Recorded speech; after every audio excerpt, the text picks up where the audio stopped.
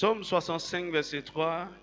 Oh, toi qui écoutes la prière, tous les hommes viendront à toi.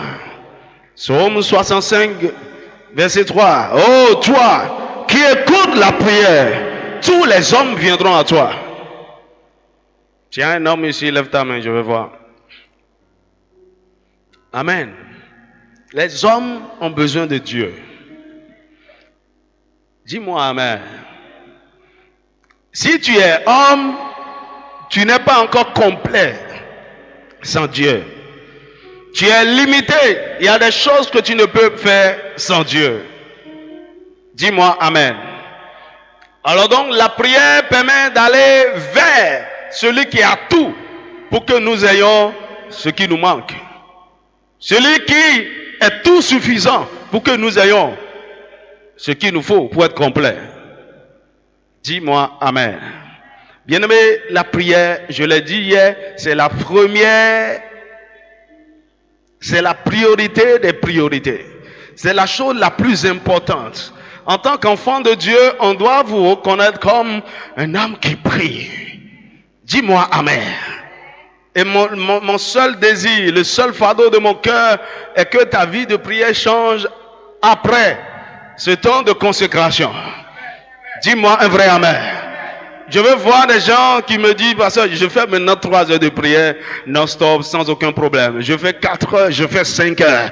J'ai appris à veiller pendant les heures de la nuit, à enfanter des choses. Bien aimé, tu verras ce qui se passera dans ta vie. Dis-moi amen. L'église ne prie pas. On ne prie pas.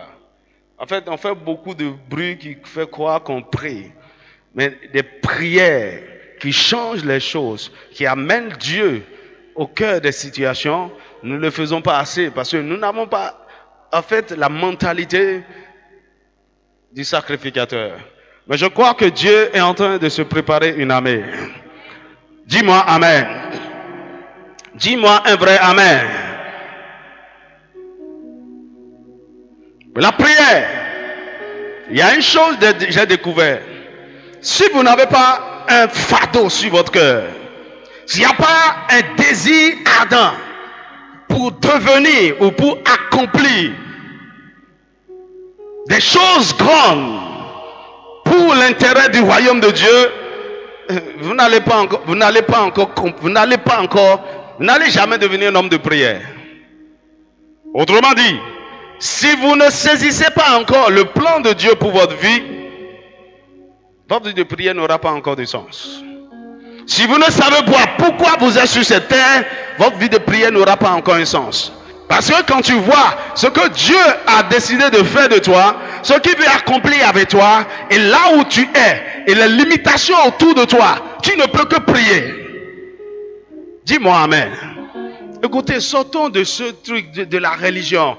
En fait, si ton problème, c'est le pain, c'est l'eau, c'est avoir mari, avoir tout ça là, mon ami, c'est facile. C'est pourquoi ça fatigue. Il y a quelque chose de plus important, de plus puissant. Je veux voir des gens de ma famille sauvés. Je veux voir ce territoire. Quand je suis entré dans ce quartier, je vois qu'il y a tellement de choses. Je vois qu'il y a la sorcellerie partout. Je vais les déloger d'ici. Écoutez, je prie que vous commencez par avoir la mentalité du royaume.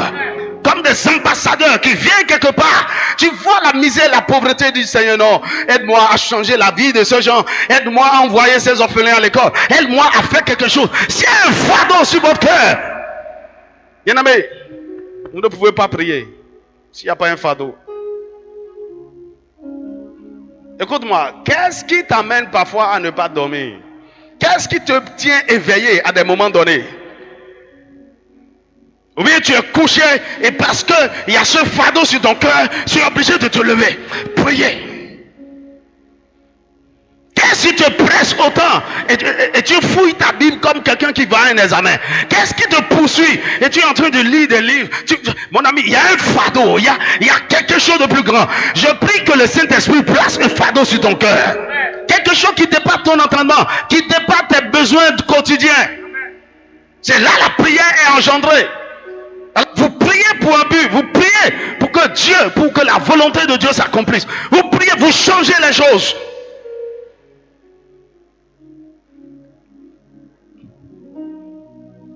Dis-moi amen. Que le Seigneur t'ouvre les yeux, qu'il t'ouvre les oreilles, que tu entends ce qu'il attend de toi, que tu vois ce qu'il attend de toi. Dis-moi amen. Dis-moi amen. Tu vois, quand on dit prier pendant 3 heures, je suis en train de dire quoi pendant 3 heures? Parce que ton problème, tu crois que la prière, on va en parler tout à l'heure, tu crois que la prière, c'est Seigneur, j'ai besoin d'argent, hein, j'ai besoin de... Tu as besoin de combien de temps pour dire ça? Donc quand tu finis ça, tu commences par regarder. Ah, tu pensais que tu as prié longtemps, hein, tu viens de faire 10 minutes. Et tu commences par tourner. Il n'y a rien de sérieux, mon ami, il n'y a rien de sérieux dans... C'est les enfants qui demandent du pain et du beurre. La Bible dit, votre Père Céleste sait que vous avez besoin de ces choses. Alors pourquoi prier alors? C'est pour des choses plus importantes. Dis-moi amen. Bien-aimé, la prière, c'est comme... Si vous voulez voir la main de Dieu commencer par agir dans votre vie, vous devez rentrer dans cette dimension de prière qui consiste c'est-à-dire la prière de travail, la prière d'enfantement. Comme la femme entre en travail, vous devez rentrer dans cette dimension de prière. Il y a des choses que vous voulez enfanter et il faut que vous rentrez dans la salle de travail. Dis-moi amen. Lis avec moi Galates chapitre 4, verset 19. Galates chapitre 4, verset 19. C'est l'apôtre Paul qui prie pour les chrétiens de Galates. Il dit, mes enfants, pour qui j'éprouve de nouveau les douleurs de l'enfantement jusqu'à ce que Christ soit formé en vous. J'éprouve de nouveau les douleurs de l'enfantement jusqu'à ce que Christ soit formé en vous. Il a déjà prêché l'évangile. Il a déjà éprouvé des douleurs de l'enfantement il a intercédé pour que ces chrétiens naissent de nouveau. Mais ce n'est pas suffisant. Il faut qu'ils deviennent matures. Il faut que Christ soit formé en eux. Il faut qu'ils manifestent le caractère de Jésus. Alors, en tant que le Père dans l'esprit, il intercède pour eux. Et ce n'est pas n'importe quelle intercession. C'est un travail d'enfantement. Alors quand une femme est en travail, il y a d'abord la notion de douleur. Dis-moi amen. Le fardeau que Dieu met parfois sur votre cœur par rapport à des individus, à des familles, à des territoires, ça devient un fardeau douloureux. La raison pour laquelle la femme est pressée d'accoucher, c'est à cause de la douleur. C'est-à-dire, les contractions commencent. Elle n'aura, comment on va dire, elle sera libre, elle sera délivrée des douleurs. Elle peut retrouver un confort si et seulement si elle accouche. Dis-moi amen. Donc quand le fardeau de l'enfantement descend sur vous, c'est-à-dire, vous ne pouvez pas vous arrêter de prier jusqu'à ce que le bébé que vous attendez sorte. Dis-moi amen. Et la femme qui est en travail, et il s'en fout de qui la regarde. Elle n'a pas honte. Elle n'a pas honte. Là où commence le travail de l'accouchement, c'est là. Elle ne peut pas dire oh non, je suis au marché. Travail attend d'abord. Non. Quand le travail commence, ça la saisit là et elle commence. Elle ne contrôle plus rien. Celui qui a un fardeau, qui veut accoucher quelque chose, la prière te prend n'importe où. Tu pries au marché, tu pries partout. Tu n'as pas honte, tu ne regardes pas. Tu ne fais même pas attention à qui tu regardes. À un moment donné, la femme qui est en travail, elle crie. Bien aimé, des fois, peut-être dans la nuit, tu cries. Tu perds conscience de tout ce que tu fais et de tout ce que tu dis à cause de la douleur. Je vois quelqu'un rentrer dans le travail. La prière, c'est un travail. Dis à ton voisin, c'est un travail. Travail d'accouchement. Ésaïe chapitre 37, verset 7.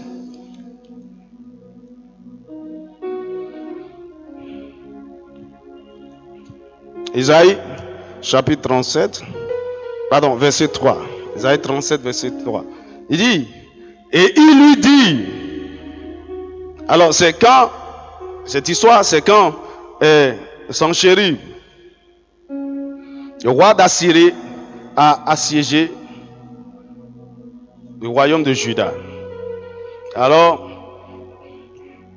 Ézéchias, roi de Juda, a envoyé des messagers au prophète Ésaïe pour lui transmettre ce message. Et non, ce sont les messagers qui disaient: ainsi parle Ézéchias, ce jour est un jour d'angoisse, de châtiment et d'opprobre, car les enfants sont près de sortir du sein maternel et il n'y a point de force pour l'enfantement. Dis-moi amen. Alors, ça ressemble à un proverbe ou c'est une manière de parler. Alors, qu'est-ce que le roi disait? Le roi Israël, Juda en ce moment-là a besoin de délivrance, a besoin d'un bras libérateur. Ce qu'ils attendent, c'est qu'ils soient délivrés de leurs ennemis. Donc l'accouchement qu'ils attendent, c'est que cette guerre s'arrête et qu'ils soient enfin libres. Dis-moi amen. Mais Juda était faible. Juda n'a pas de force. Donc Juda était comme une femme dans les douleurs de l'enfantement, mais qui ne peut pas pousser. Dis-moi amen. Oh, si le travail de l'accouchement, ça dure trop ou bien ça a fatigué la femme d'une certaine manière et elle ne peut plus accoucher, ça ce n'est pas bon. On est obligé de l'aider. On est obligé de l'amener à faire la césarienne. Il dit c'est un jour d'angoisse. Bien-aimé, vous vous trouvez parfois dans des circonstances d'angoisse. Vous avez besoin d'un secours. Vous avez besoin d'une délivrance. Vous avez besoin d'une guérison. Vous avez besoin de mettre fin à une bataille. Bien-aimé, c'est un travail d'accouchement. Et là, ce n'est plus tes prières machinales que tu fais là. Ce n'est plus tes prières que tu fais dans ta tête. Ce n'est plus tes prières que tu fais en mammonnant. Non, tu rentres dans les douleurs. Parce que la force qui manque, la force qui nous manque pour accoucher notre miracle, c'est la force de la prière. Dis-moi amen. Bien-aimé, si tu peux changer ta vie de prière, les choses vont changer autour de toi. Là, te dit, le Seigneur m'a dit, il dit, tu ne pries pas encore. Il m'a dit, tu ne pries pas encore. Avec ce que je t'ai dit, ce que je t'ai montré, tu ne pries pas encore. Écoute-moi, plus ce que le miracle que vous voulez enfanter est grand, plus vous avez besoin d'efforts. J'ai déjà vu une femme comme ça porter un bébé de 4 kilos ou bien 5 kilos. Alors plus l'enfant est gros, plus le travail d'accouchement est difficile. C'est difficile. On peut même faire une épisiotomie à la femme, la déchirer pour faire sortir l'enfant ou bien faire une césarienne carrément. Dis-moi amen. Alors si tu crois que le rêve que Dieu t'a confié, la vision qu'il t'a confiée, c'est quelque chose de grand qui va impacter des multitudes, impacter ta génération et même des générations futures, bien-aimé, tu dois travailler dans la prière. Parfois, pendant que tu pries, si on te demande pourquoi tu ne sais même pas pourquoi tu pries. Il y a quelque chose en toi qui veut sortir et tu ne sais pas comment te contenir, tu es obligé. C'est là où la prière en langue est capitale. Le Saint-Esprit veut prier par toi, il veut gémir par toi, il veut soupirer par toi. Dis-moi amen. Il dit, les enfants sont prêts de sortir du sein maternel et il n'y a point de force pour l'enfantement. Le Seigneur te donnera la force. Dis-moi un vrai amen. Tu retrouveras la force dans la prière. D'ici la fin de ce mois de février, tu vas enfanter des bébés, des miracles, des bébés partout dans le nom de Jésus. Oh, dis-moi amen. Je n'aime pas ton amen. Dis-moi un vrai amen. Reçois la force que génère la prière pour enfanter des choses glorieuses. Isaïe 66, verset 7 à 9. Il dit, avant d'éprouver les douleurs, elle a enfanté. Avez-vous déjà vu des femmes qui accouchent juste comme ça, sans douleur, sans beaucoup d'efforts? C'est-à-dire quoi? Elle a une constitution, elle a une santé particulière. Elle a eu à faire certains exercices pendant sa grossesse qui l'ont préparé à accoucher facilement. Est-ce que vous me suivez? Donc, il y a des choses que vous faites pendant que vous portez la grossesse de votre miracle, de vos bénédictions, de ce mariage, de ce ministère, de cette entreprise. Il y a des prières que vous faites, qu'on appelle les prières de conception et les prières d'entretien du bébé. Lorsque c'est bien entretenu, à l'accouchement, il dit, avant d'éprouver les douleurs, elle a enfanté. C'est là les miracles se produisent tout simplement comme ça. Il dit, avant que les souffrances lui viennent, elle a donné naissance à un fils. Que cela soit ta portion au nom de Jésus. Il dit, qui a jamais entendu pareille chose? Qui a jamais vu rien de semblable? Un pays peut-il naître en un jour? Une nation est-elle enfantée d'un seul coup? À peine en travail. Dis avec moi, à peine en travail. À peine en travail, Sion a enfanté ses fils. Dis-moi amen. À peine en travail. Avant d'accoucher comme ça, il y a un travail qui avait été fait avant le jour de l'accouchement. Il dit, qui a jamais entendu pareille chose?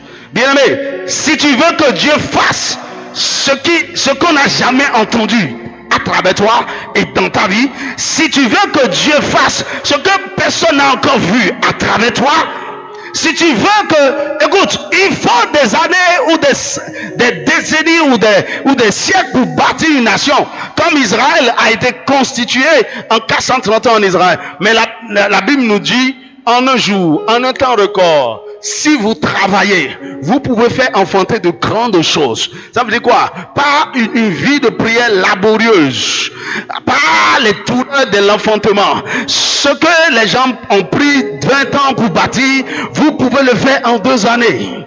Dis-moi un vrai amen. Dis-moi un vrai amen. Tout dépend de votre travail d'enfantement. Je prie que l'esprit de prière descende sur toi ce soir. Que l'esprit d'enfantement descende sur toi ce soir. Et tu t'agenouilles dans ta chambre, tu ne vois même pas le temps passer, tu es là en train de gémir. La kashaka, la kosa, la kosaka, 2 heures, 3 heures, jusqu'à ce que tout le monde se réveille dans la maison. Tu es toujours là, bien-aimé, continue comme ça. Quelque chose sera enfanté. Je prie que Dieu nous donne des femmes de prière. Je dis souvent, les femmes sont constituées pour bien prier et mieux prier que les hommes. Parce que Dieu vous a donné la matrice de conception. De façon naturelle, vous êtes appelés à accoucher. Dis-moi amen. C'est pourquoi les plus grands intercesseurs sont les femmes. Parce qu'elles portent quelque chose dans son sein. Elle peut faire grandir ce miracle, ce bébé dans la prière jusqu'à enfanter. Bien-aimé, dis à une femme à côté de toi, on veut voir les bébés.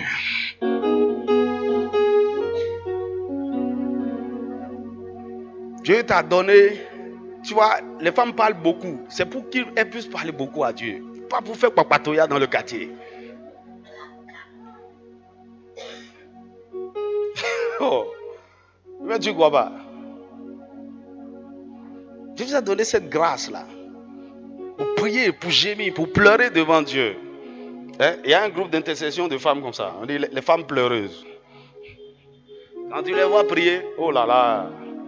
La plupart d'entre eux, ce sont des mères d'un certain âge. Et ce qui les dit, c'est qu'il y a une femme, un fonctionnaire retraité. Elle dit, toute ma vie maintenant, c'est la prière. Elle prie pour les nations. Elle prie. Bien-aimé, que Dieu fasse de toi un Déborah. Oh, je parle à une femme. Que Dieu fasse de toi un Déborah. Une femme guerrière. Là où les hommes ont démissionné, elle peut tenir et défendre toute la nation. Dis-moi un vrai amen. Là où ton mari a démissionné, tu dis il n'y a pas de problème. Je suis Déborah de la maison. Je vais défendre ces familles spirituellement, physiquement et financièrement. Le Seigneur peut te donner cette capacité. Dis-moi un vrai amen. Les prières de l'enfantement. Alors quand nous prions, vous devez savoir ce que la prière produit. Je vais partager avec vous rapidement en quelques minutes le but de la prière. Le but de la prière. Quand vous comprenez le but de la prière, c'est quelque chose de vaste. Vous allez trouver du plaisir à prier. Qu'est-ce que la prière produit? Premièrement, c'est la communion avec Dieu. Le premier but de la prière, c'est la communion avec Dieu. Vous savez, lorsque Dieu a créé Adam et Ève, il les a placés dans le jardin d'Éden, qui est un endroit de délice. C'est-à-dire quoi? Dans la présence même de Dieu. Est-ce que vous me suivez? L'homme a besoin de la présence de Dieu pour bien fonctionner. Mieux, la Bible nous dit que Dieu descendait tous les soirs pour communier avec eux, passer du temps avec eux, parler avec eux, échanger. Oh, Adam, c'est comment la journée aujourd'hui? Qu'est-ce que tu as fait? Comment? Et ils échangeaient. Autrement dit, est-ce que Adam et Ève priaient dans le jardin d'Éden? Quand vous réfléchissez bien, la réponse est non. Et ils n'avaient aucun problème. Il n'y avait aucun péché. Il n'y avait aucun danger. Ils avaient la domination et le contrôle sur tout. Ils n'avaient aucun besoin. Tout était beau et parfait. Dis-moi amen. Mais lorsque Adam et Ève sont tombés, qu'est-ce que Dieu a fait? Non seulement Dieu s'est éloigné d'eux, mais ils ont été chassés d'Éden, donc de la présence de Dieu. Donc à partir de là, après la chute, l'homme a perdu la présence de Dieu et la capacité de communier avec Dieu. Et nous avons été livrés à nous-mêmes. Et donc depuis lors, il y a toujours en l'homme l'esprit, je veux dire l'esprit humain, qui cherche à rentrer en contact avec sa source. Parce que c'est le souffle, par le souffle de Dieu, que nous sommes devenus une âme vivante. Et donc, il y a une partie, il y a une divinité en nous qui cherche à communier avec Dieu. C'est pourquoi vous allez voir, dans toutes les cultures, dans toutes les nations, partout, les gens prient. Les hommes prient, tous les hommes sont religieux, même celui qui dit je suis athée. Il y a quelque chose qui nous attire vers l'invisible, vers le surnaturel, vers le divin. Et donc c'est pour ça que les gens ont représenté toutes sortes de dieux pour satisfaire ce besoin. Il y a un besoin de communion, il y a un besoin de rentrer dans la présence de Dieu. Dis-moi amen. Et les hommes ont été privés de cette réalité jusqu'à ce que Dieu a commencé par se manifester au milieu d'un peuple, le peuple d'Israël. Et donc, il n'était pas en eux, mais il était au milieu du peuple. Son esprit se reposait. Et les gens pouvaient venir dans le temple pour voir Dieu, pour communier avec lui.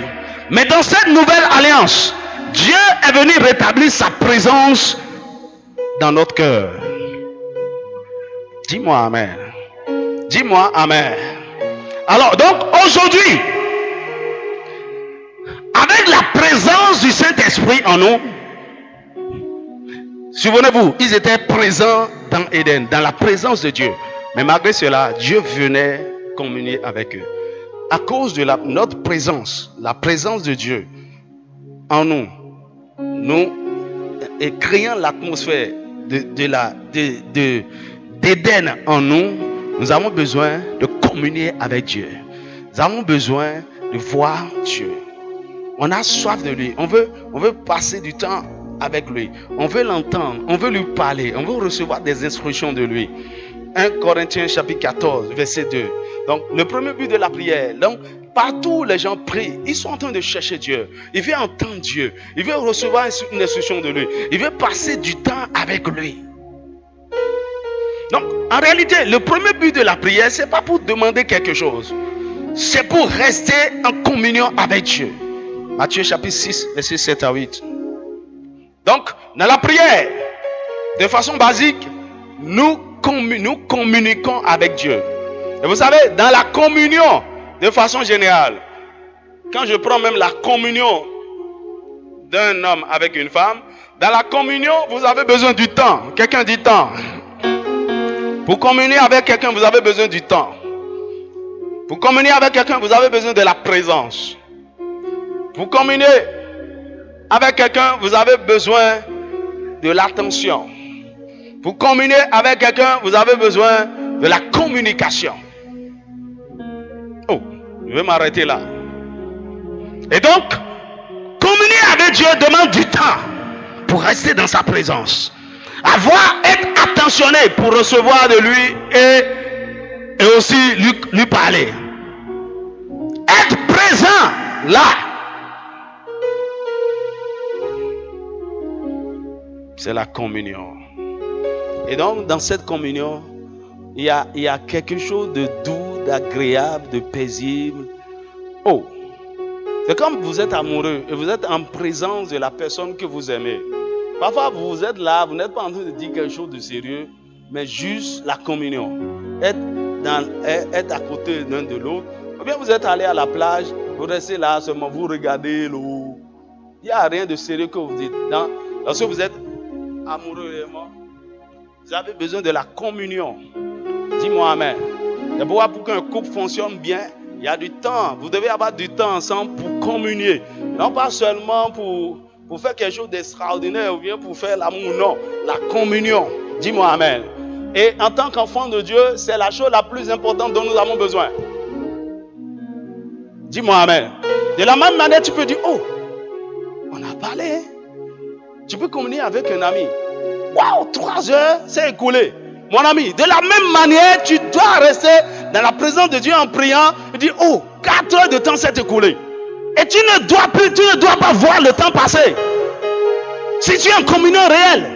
Parce qu'il y a tellement de choses que vous avez à vous dire. Il y a tellement de choses qu'il veut te communiquer, il veut t'apprendre, il veut t'enseigner. Tu as besoin de lui. Que le Seigneur t'amène dans cette dimension élémentaire de la prière. La communion.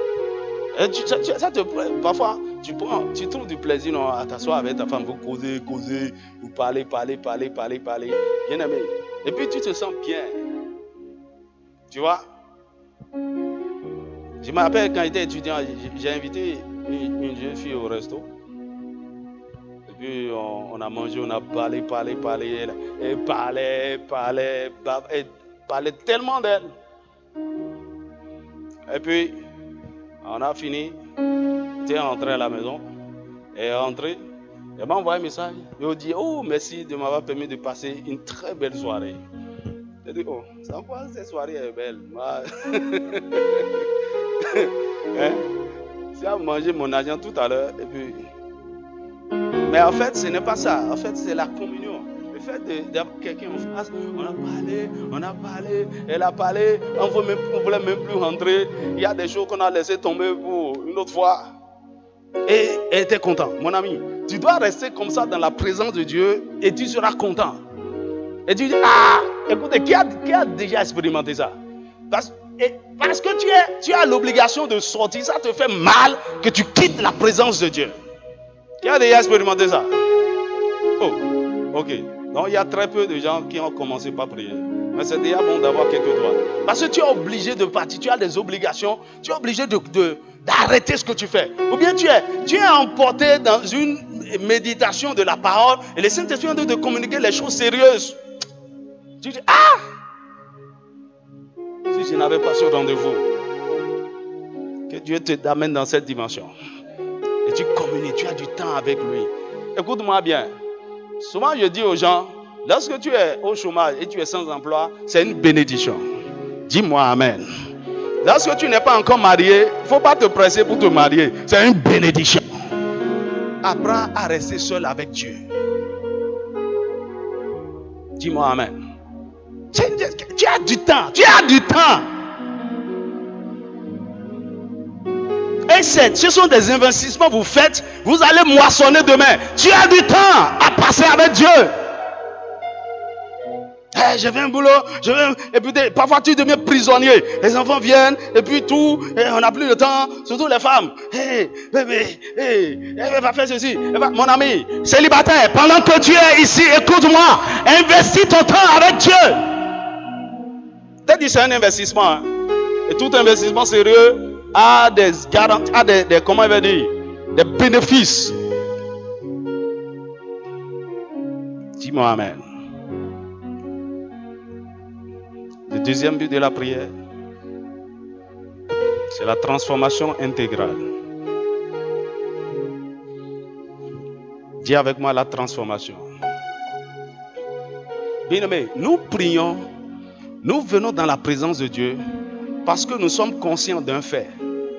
Que loin de lui, plus nous nous approchons de lui, plus nous voyons que notre image, on ne ressemble pas du tout à notre Père. On est loin de lui ressembler. En caractère, en image, en ressemblance, loin de lui. Nous sommes tellement déformés. Plus nous apprenons à le connaître, plus on voit que vraiment on a du boulot. Et donc, le plus grand besoin d'un croyant, ce n'est pas les choses. Seigneur, donne-moi ceci. Le plus grand besoin de l'enfant, dès que tu es né de nouveau, c'est la transformation. Seigneur, je suis déformé. J'ai un défaut de caractère. Ce mensonge que j'ai hérité cet esprit de plainte, de dispute que j'ai hérité. Il y a des faiblesses en toi. Bien-aimé, et tu ne peux pas changer. Tu as déjà essayé et ça, tu n'as pas pu. C'est dans la présence de Dieu que le miracle s'opère. Dans la communion avec lui. Et là, il va te dire, il faut traiter ça. Ou il dit, j'enlève ça. Ça, tu n'en as plus besoin.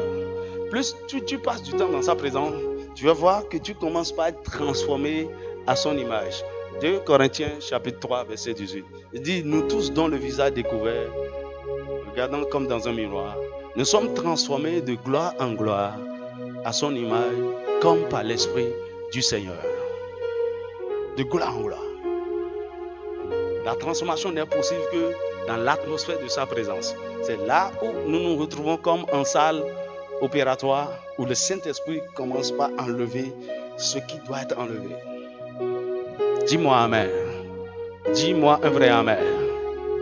La transformation. La transformation. Maintenant, écoutez ceci. Beaucoup d'entre nous sommes en train de demander des choses. Ce n'est pas que Dieu ne peut pas ou bien ne veut pas nous donner. Mais quand il nous regarde, nous ne sommes pas encore à l'image de celui qui mérite d'avoir ces choses.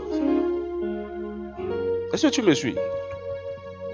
Il y a une version, parfois, tu rêves et tu te vois dans une grande maison, sur une grosse voiture, ou bien en train de prêcher, en train de guérir les gens, en train de dire, waouh, le Seigneur m'a montré, mon ami.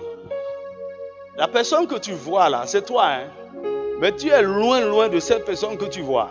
Il y a des transformations, un processus qui va t'amener là. Dis-moi amen. Ce que Dieu te dit aujourd'hui, ma fille, je vais faire ceci de toi. Peut-être on ne verra son accomplissement que dans 10 ans, dans 15 ans. Maintenant, pendant ce temps, qu'est-ce que Dieu attend de toi? C'est la transformation. Tu dois atteindre une nouvelle version. C'est pourquoi, en tant qu'enfant de Dieu, tu n'as pas besoin de prier, de chercher certaines choses. Transforme-toi et les choses viendront à toi. Est-ce que tu me suis? Écoute, tu ne peux pas imposer les mains à une petite fille de 5 ans et dire au nom de Jésus, tu vas tomber enceinte et accoucher. C'est le premier miracle. Les gens vont voir. Non, ça ne se produira pas. Dieu a déjà mis un système en place. Est-ce que cette petite fille a la capacité de se reproduire? Oui, mais le temps n'est pas encore venu. Il y a un temps naturel. Lorsqu'elle suit le processus, arrivé à se tenter, son organisme s'est transformé. Il y a certaines choses qui commencent. Elle commence à menstruer et tout le reste. Son système commence pas à s'adapter à recevoir un œuf et elle peut concevoir. C'est la même chose dans le physique. C'est la même chose dans le spirituel. Il y a une dimension où tu atteins, où les choses sont normales parce que tu as la capacité de faire ça, et ça devient facile. Dis à ton voisin, cesse de forcer les choses. Travaille sur ton devenir. Et ça se fait dans la présence de Dieu. Dis-moi amen. Le troisième but de la prière, si on ne finit pas, on va s'arrêter quelque part. Guérir le pays. Dis avec moi, guérir le pays. Ou bien guérir le territoire. Dis avec moi, guérir le territoire. Alors quand je parle de territoire, lisons d'abord 2 Chroniques chapitre 7, versets 13 et 14. Quand je fermerai le ciel et qu'il n'y aura point de pluie, quand j'ordonnerai aux sauterelles de consumer le pays, quand j'enverrai la peste parmi mon peuple, si mon peuple sur qui est invoqué mon nom s'humilie, prie et cherche ma face, et s'il se détourne de ses mauvaises voies, je l'exaucerai des cieux, je lui pardonnerai son péché, et je guérirai son pays. Alors, qu'est-ce que le peuple doit faire? Le peuple doit s'humilier, prier, chercher la face de Dieu, se détourner de ses mauvaises voies. Alors Dieu va les exaucer, Dieu va pardonner son péché et Dieu va guérir. Alors, toutes ces choses-là, nous les faisons dans la prière. S'humilier, se repentir, prier, chercher la face de Dieu. Ce sont les composants de la prière. Pendant que nous le faisons, il dit, je vais guérir le pays. Le pays ici peut être considéré comme un territoire, un domaine. Donc, ça peut être le cœur d'un homme. Ça peut être votre mariage. Ça peut être votre famille. Ça peut être votre ministère. Ça peut être votre destinée. Ça peut être votre corps. Ça peut être votre entreprise. C'est un territoire, un domaine qui a besoin de guérison. Donc, il y a des déformations, il y a des maladies, il y a des choses qui ne fonctionnent pas bien. Lorsque tu pries, Dieu peut guérir cette famille. Dieu peut guérir cette maison. Dieu peut guérir cette nation. Si ton fardeau est pour toute une ville ou bien toute une nation, Dieu peut guérir cette nation. Et c'est ce que nous croyons. Dieu peut guérir le Bénin. Tu n'as aucune idée de ce que la prière fait dans cette nation. Sinon, beaucoup d'entre nous, on serait déjà sortis du pays, bagage sur la tête. Mais ça n'arrivera pas au nom de Jésus. Oh, dis-moi un vrai amen. Lorsque nous prions, Dieu guérit les territoires. Quatrièmement, Dieu guérit les afflictions. Genèse chapitre 20, verset 17. Il dit que lorsque Abimelech a pris la femme d'Abraham, Dieu lui a demandé de prier pour lui. Il dit, Abraham pria Dieu. Et Dieu guérit Abimelech, sa femme et ses servants. Et elle put enfanter. Alors, lorsque nous avons des infirmités, des maladies, quelqu'un est malade, ok? Qu'est-ce que vous avez de plus précieux, de plus puissant à faire? C'est la prière. Maintenant, suivez, ici, ce n'était pas Abraham qui était malade, c'était Abimelech et sa maison. La Bible dit, il a prié pour eux et Dieu guérit. Dis-moi amen.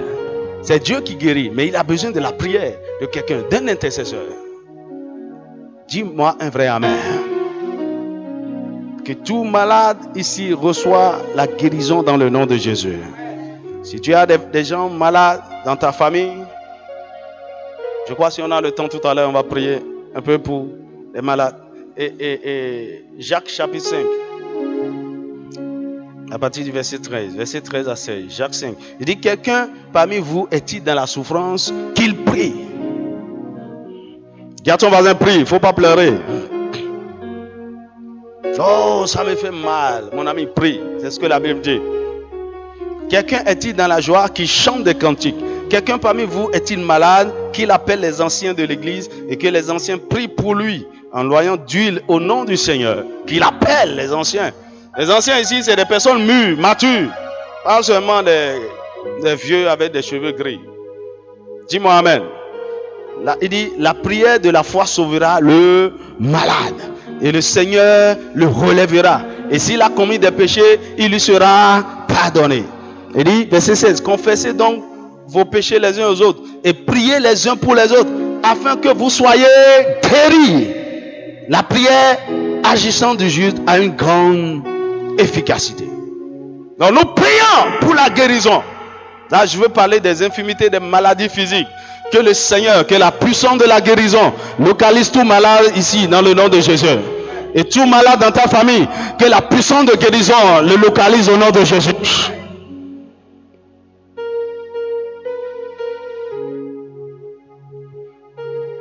Cinquièmement, la prière est le seul moyen pour préserver la paix dans le territoire ou dans le pays. C'est le seul moyen pour préserver la paix. Jérémie, est-ce qu'on est ensemble? Jérémie 29.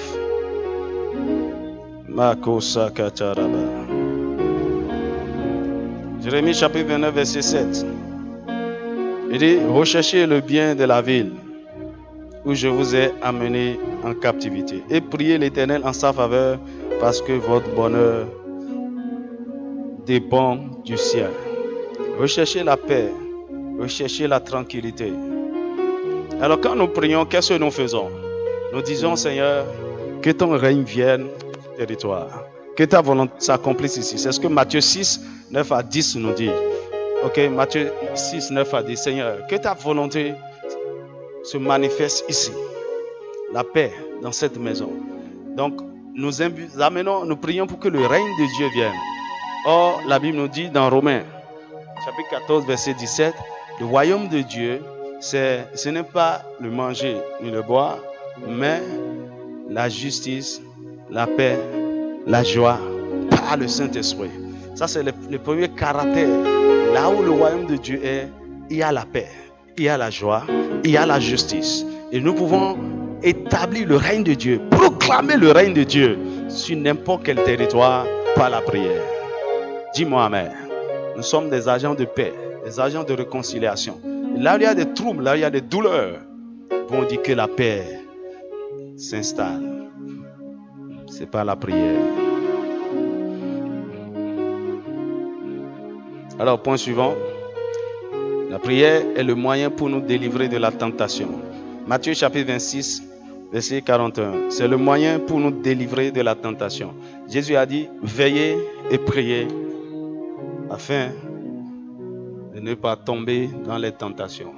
Bien-aimé, lorsque tu sens que tu es trop tenté et que ces derniers temps-là, lorsque tu es tenté, tu tombes. Aussi longtemps que vous êtes dans cette chair, vous serez tenté. Les tentations, ça vient de tout part. Des convoitises, des envies et toutes sortes de choses. Jésus a dit quoi? Le remède contre les tentations, c'est la prière. Lorsque vous priez, votre esprit s'élève et le corps est affaibli. C'est parce que le corps de beaucoup de gens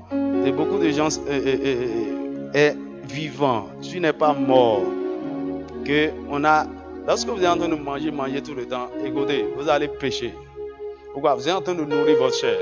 C'est pourquoi, pour détruire la puissance du péché et des sollicitations du péché, privez votre corps de nourriture à des moments donnés. Qui a déjà constaté qu'il y a certaines pensées bizarres, des trucs qui te tourmentaient, mais quand tu jeûnes, ces choses-là ne viennent plus. Non pas que ça, ce n'est pas là, mais c'est comme ton corps est devenu insensible. Tes oreilles, bien quand tu sors dans la rue, tu es en train de regarder des choses, tes yeux voient des trucs bizarres. Lorsque tu jeûnes et lorsque tu pries, ces choses qui te sollicitaient, tu ne les vois plus. Prie. Dis-moi amen. Dis-moi un vrai amen. La prière, ça facilite la manifestation de la puissance de Dieu sur la terre.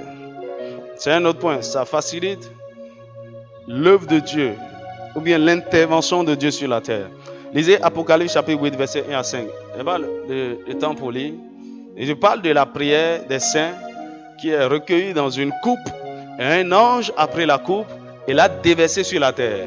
Et dès qu'il a déversé, il y a eu sur la terre des éclairs, le tonnerre. Dis-moi amen. Notre prière, ça monte comme un parfum de bonne odeur. Et ça va au ciel. Lorsque la coupe est pleine, mais lorsque Dieu veut nous exaucer, c'est la coupe qui est déversée. Surtout dans les prières de combat, dans les prières d'intercession territoriale, c'est la coupe qui est déversée. Dis-moi amen. Donc, par la prière, c'est quoi? C'est comme le cycle de l'eau. Lorsque l'eau qui est tombée du ciel, il n'y a pas évaporation. Lorsque l'eau ne monte pas, la pluie ne descendra pas. Est-ce que vous me suivez? Lorsque vous n'envoyez rien au ciel, vous ne devez attendre rien du ciel. Donc, votre prière amène des trésors, amène, comment on va dire, la vapeur. La prière est comme une vapeur. C'est comme de l'encens qui monte vers Dieu. Et ça s'accumule. Et au temps opportun, les nuages se forment et la pluie commence à tomber. C'est la réponse. Dis-moi amen.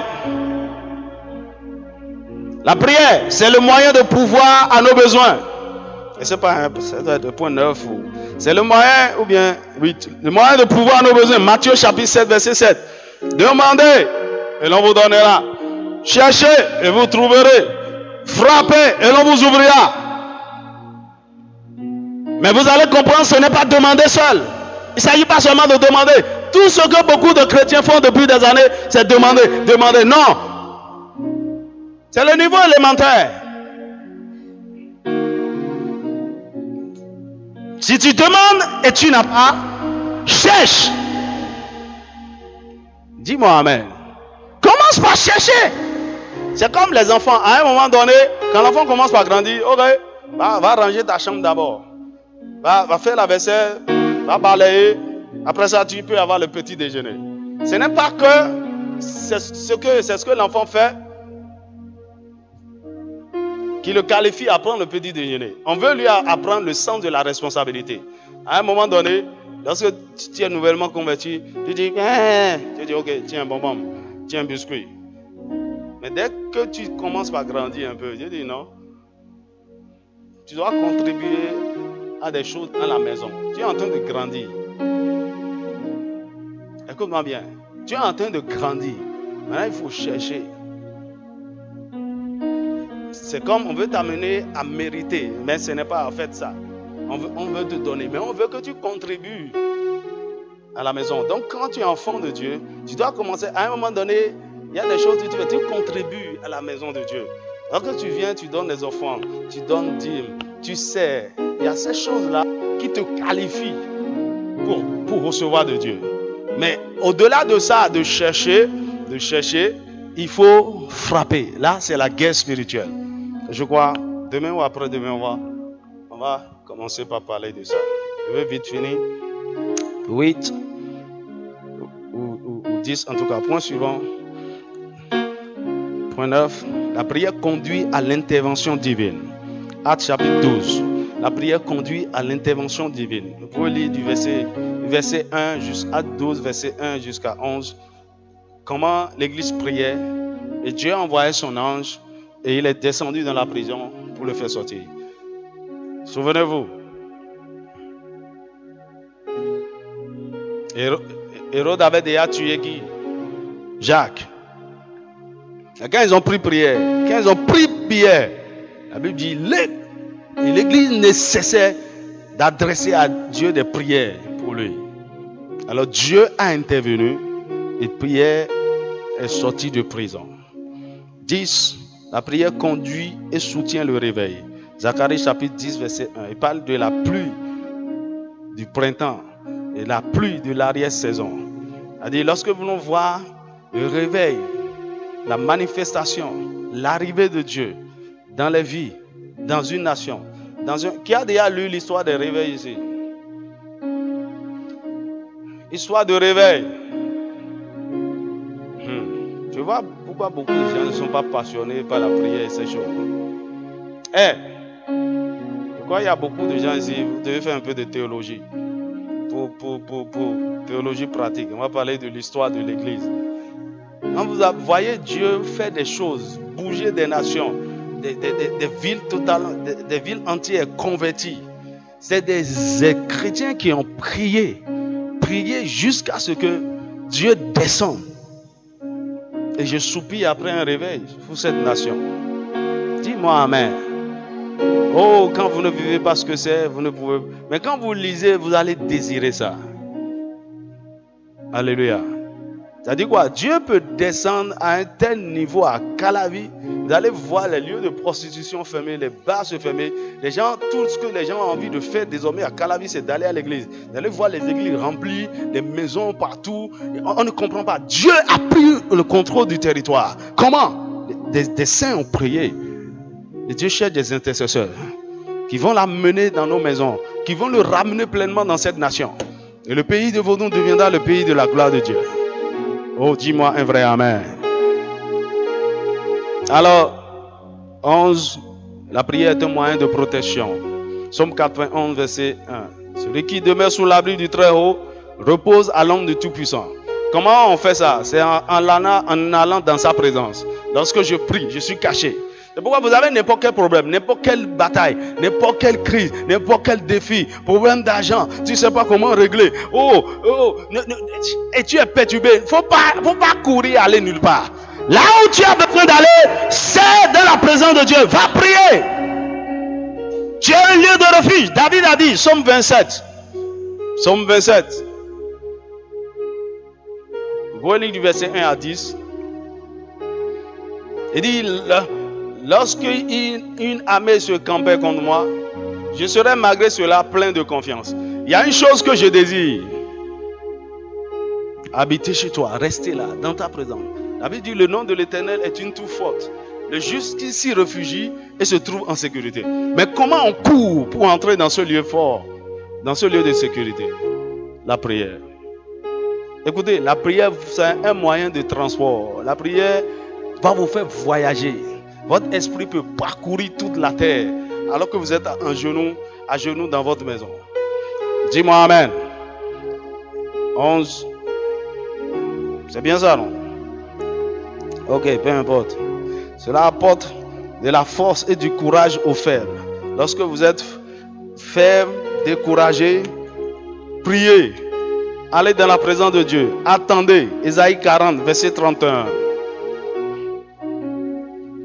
Ésaïe 40, verset 31. Ceux qui se confient en l'Éternel renouvellent leurs forces.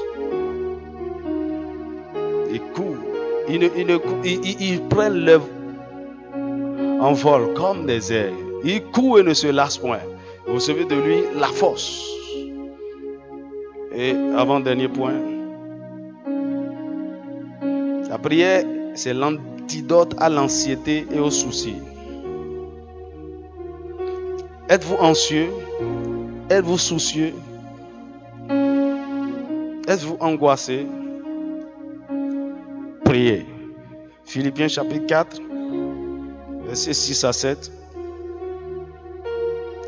Ne vous inquiétez de rien, mais en toute chose, faites connaître vos besoins à Dieu par des prières, des supplications, avec des actions de grâce.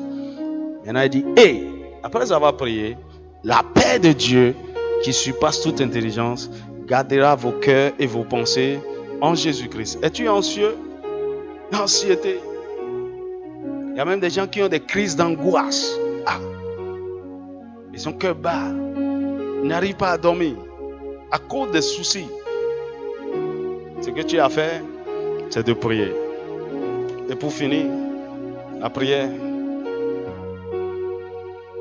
c'est une génératrice de puissance. Bien un générateur de puissance. Celui qui prie devient fort, devient puissant, devient plus oint.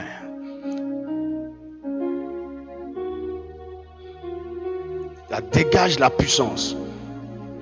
Dans Actes, la Bible dit, pendant que les apôtres priaient, le Saint-Esprit est descendu. Et la maison où il était, ça a secoué.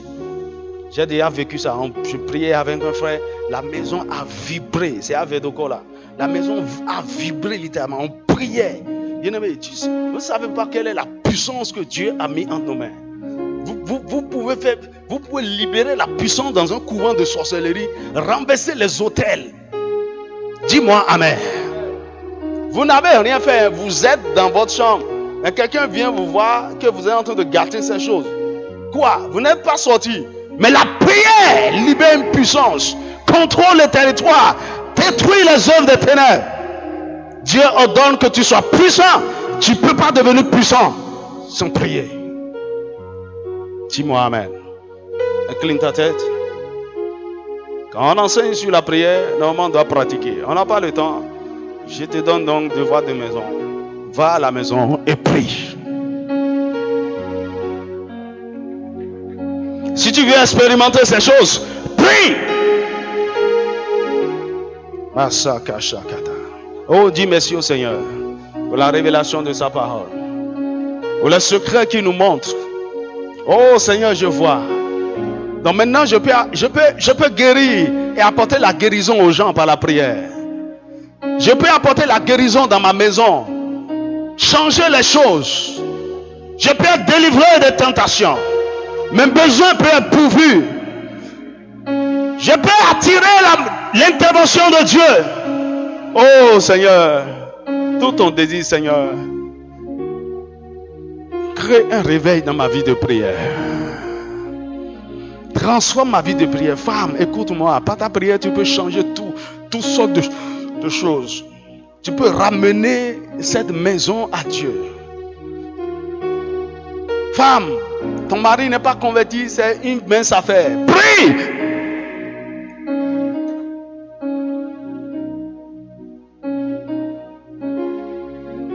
Ça ne va pas. Prie! Il n'y a pas l'harmonie et la joie dans la maison. Prie! Tu te lèves le matin, prie! Que tout esprit de lourdeur qui t'a saisi et qui t'empêche de chercher la face de Dieu te lâche maintenant au nom de Jésus. Que tout esprit de paresse te lâche maintenant au nom de Jésus. Que tout esprit de négligence, de légèreté, d'insouciance soit délogé de ta vie maintenant au nom de Jésus. Que tout esprit de découragement, de confusion, de désespoir, de dépression qui t'empêche de prier, parce que tu n'y crois plus, tu n'espères plus rien, que cela te lâche maintenant au nom de Jésus. Reçois le feu de la prière, reçois la passion de la prière, reçois l'envie de la prière, reçois le désir de la prière. Que le Seigneur mette un fardeau sur toi. De la même manière qu'une femme en travail ne peut ne pas travailler et contribuer à l'enfantement. Je prie dans le nom de Jésus. À cause de ce fardeau, tu vas prier. Tu te lèveras dans le milieu de la nuit et tu prieras. Veux-tu contrôler les territoires? À des moments donnés, le Saint-Esprit peut te réveiller la nuit. Écoute-moi, si à des moments donnés, tu sens que tu as l'insomnie la nuit, oh, c'est une bonne chose. C'est une bonne chose. Le Saint-Esprit il te met en éveil. Prie! Écoute-moi bien, j'ai compris. Quand vous n'avez pas, j'ai l'insomnie, et vous commencez pas à prier, Satan va vous faire dormir. Je dis bien Satan. Parce que vous priez, dit, ah, c'est parce qu'il n'a pas trouvé sommeil. Je vais lui donner sommeil. Priez!